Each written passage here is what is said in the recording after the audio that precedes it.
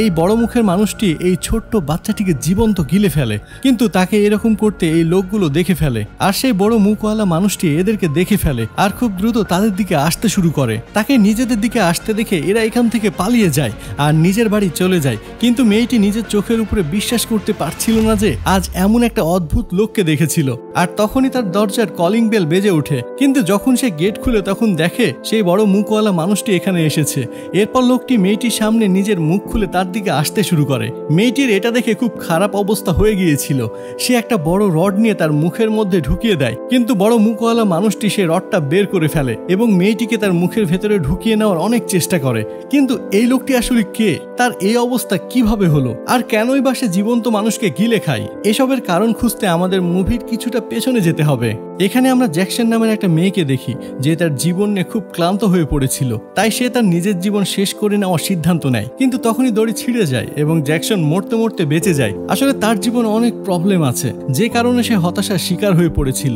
এরপর আমরা শাহিম নামের একজন লোককে দেখি। কাজ শেষ করে বাড়ি ফিরতে আজকে তার দেরি হয়ে গিয়েছিল, তাই তার স্ত্রী জিজ্ঞাসা করে, তুমি আজ দেরি করলে কেন?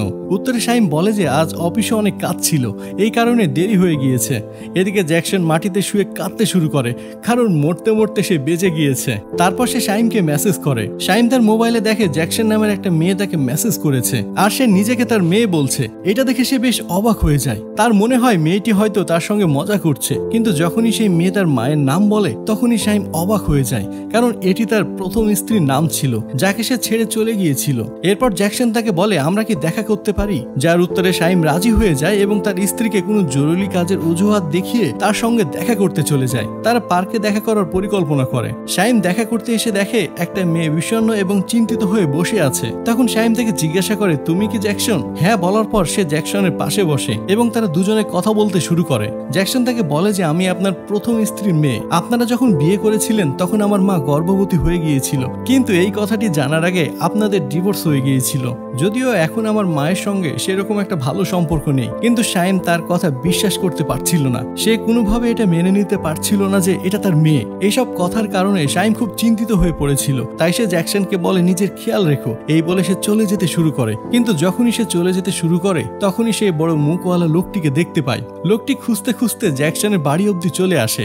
অনেক কষ্টে জ্যাকসন সেখান থেকে পালিয়ে যায় এবং সরাসরি শাহিমের বাড়িতে চলে আসে। বাড়িটি খুব অন্ধকার ছিল। সে শাহিমের সাথে এই বিষয়ে কথা বলতে লাগে যে বড় মুখওয়ালা লোকটি আমাদের পেছনে লেগেছে, এজন্য আমাদের খুব দ্রুত পালাতে হবে। কিন্তু শাহিম তার সঙ্গে যেতে অস্বীকার করে। তখন সেখানে শাহিমের স্ত্রী চলে আসে। তখন জ্যাকসন তাকে বলে, শাহিম আমার ড্যাড এবং আমি উনার মেয়ে। জ্যাকসনের কথা শাহিমের স্ত্রীও বিশ্বাস করে না। তবে তখনই সে বাইরে কারো পায়ের আওয়াজ পায়। সে পর্দা সরিয়ে দেখে যে বড় মুখওয়ালা লোকটি এখানে চলে এসেছে। তাকে দেখে জ্যাকসন বলে, আমাদের জলদি এখান থেকে পালাতে হবে। তবে তারা যেতে রাজি না হলে জ্যাকসন রেগে তাদের দুজনকে চাকু দেখিয়ে ভয় দেখাতে শুরু করে। তখন শাহিমের স্ত্রী ভয় পেয়ে যায় আর তার হাজবেন্ডকে জ্যাকসনের সঙ্গে যেতে বলে। রাস্তায় জ্যাকসন তার ড্যাডকে জানায় যে আমরা এখন আমার বন্ধুর বাড়িতে যাব, কারণ সে অদ্ভুত ধরনের লোকদের সম্পর্কে অনেক কিছু জানে।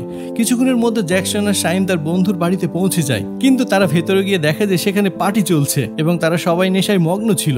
এরপর জ্যাকসন তার বন্ধুকে সেই বড় মুখওয়ালা লোকটির ব্যাপারে সব খুলে বলে এবং সে লোকটির নাম রাখে চম্পি। এরপর সে তার বন্ধুকে বাইরে নিয়ে আসে এবং তার গাড়িতে বসিয়ে নিজেদের সাথে নিয়ে যেতে লাগে।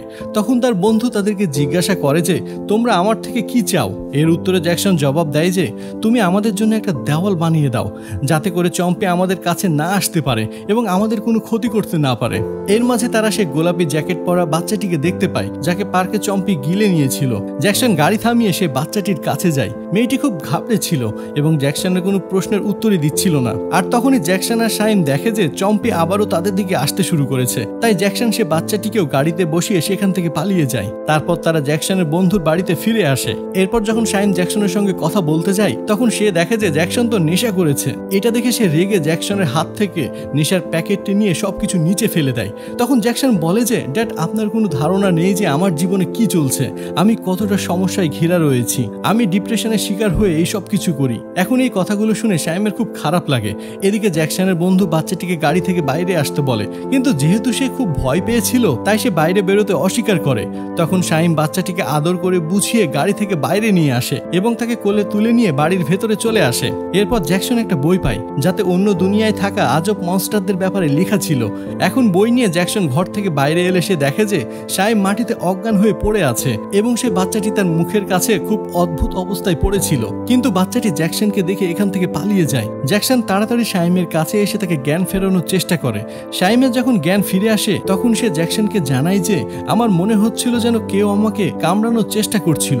এরপর জ্যাকসন আবার বইটি পড়তে লাগে, যেখানে শেষ পর্যন্ত সে এই মনস্টারটির ব্যাপারে জানতে পারে যে লোকদের গিলে খায়। তখন তারা লক্ষ্য করে যে শাইমের একটি পা ছোট বাচ্চাদের মতো হয়ে গিয়েছে, যা দেখে সে অবাক এবং চিন্তিত হয়ে পড়ে। তখন তারা বাইরে কারো আওয়াজ শুনতে পায় আর দেখে সেখানে আর কেউ নয় বরং চম্পি এসেছে, যে এখন তাদের দিকে এগিয়ে আসছিল। কিন্তু এবার তারা তাকে আর ভয় পায় না, বরং সাহস করে তার সঙ্গে কথা বলার চেষ্টা করে। জ্যাকসন জিজ্ঞাসা করে যে কেন তুমি আমাদের পিছনে পড়ে আছো, তুমি কি চাও আমাদের কাছ থেকে? চম্পি নিচে বসে আবার তার নিজের বড় মুখ খুলে এবং ইশারাতে তাদেরকে বলে যে আমার মুখের ভেতরে চলে আসো, তোমাদের সব প্রশ্নের উত্তর পেয়ে যাবে।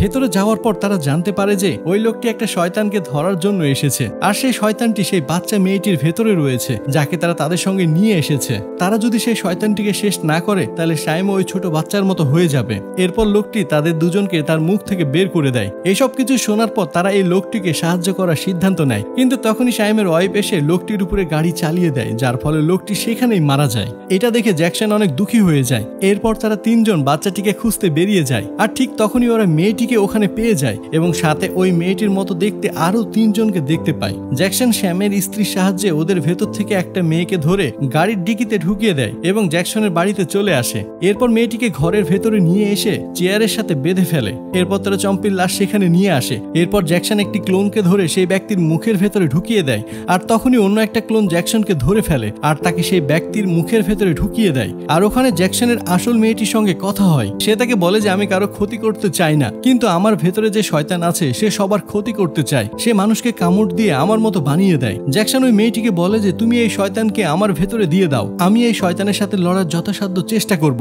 এটা বলে সে মেয়েটির গলা জড়িয়ে ধরে, আর মেয়েটির ভেতরে শয়তান জ্যাকসনের ভেতরে চলে আসে। সে ওই শয়তানের সাথে লড়াই করে আর সব ক্লোনকে পেটের ভেতরে আসতে বাধ্য করে। আর এরপর যখন সবাই সেই ব্যক্তির মুখের ভেতরে যায় ঠিক তখনই সে নিজের আসল রূপে ফিরে আসে, আর জ্যাকসন ভেতরে শয়তানের সঙ্গে লড়াই করছিল। শাইমও ওখানে চলে আসে আর তাকে শয়তানের সঙ্গে লড়াই করতে সাহায্য করে। এরা দুজন মিলে শয়তানের সঙ্গে লড়াই করে তাকে হারিয়ে দেয় আর তাকে ওখানে ওর মুখের ভেতরে বন্দি করে ফেলে, আর দুজনে সহি সালামতে বাইরে বেরিয়ে আসে। এরপর শাইমের স্ত্রী জ্যাকসনকে নিজের মেয়ের মতো করে আপন করে নেয়, আর এখানে এই মুভিটি শেষ হয়ে যায়। তো আশা করি আজকের এই মুভির কাহিনী আপনাদের ভালো লেগেছে। এতক্ষণ সময় ধরে আজকের এই ভিডিওটি দেখার জন্য আপনাকে অসংখ্য ধন্যবাদ। ভালো থাকুন, সুস্থ থাকুন।